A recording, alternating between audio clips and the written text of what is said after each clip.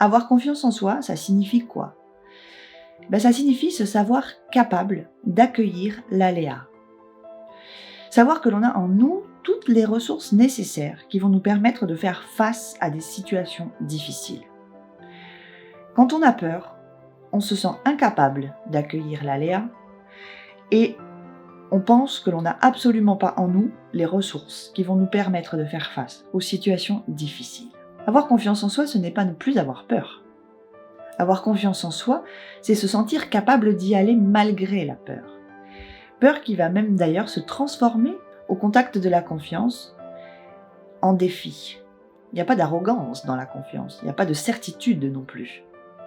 La seule certitude que l'on pourrait trouver dans la confiance en soi, elle concerne nos capacités. Oui, je suis sûre que j'ai les capacités pour réussir. C'est croire ça.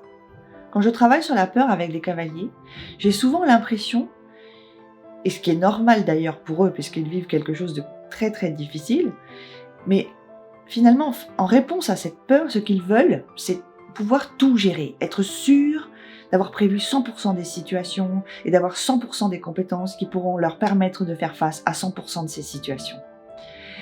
Et là, ils se trompent. Et ça les rend encore plus anxieux parce que forcément, ils se rendent bien compte qu'ils ne pourront pas prévoir 100% des situations.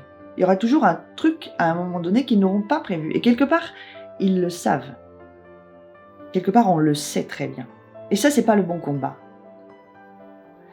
Le bon combat, c'est de se dire, je veux faire grandir ma confiance en moi parce que justement, je sais que l'incertitude, que le doute, que l'aléa existeront toujours.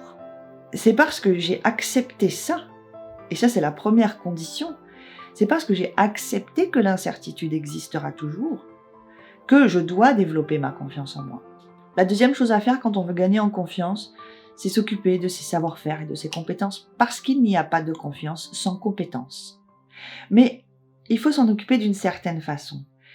Il faut s'en occuper en prenant conscience que grâce à ses savoir-faire et à ses compétences, je peux exercer un certain contrôle sur les choses. Cette notion de contrôle, elle est très importante aussi dans la confiance. Si je les applique correctement, je serai efficace. Et à chaque fois que je réussis, c'est bien la preuve que je les ai appliquées correctement. Ce que je dois vraiment toujours garder en tête, c'est que toutes ces stratégies, ces compétences et ces savoir-faire, elles me garantissent qu'une seule chose, c'est que je suis capable d'y aller.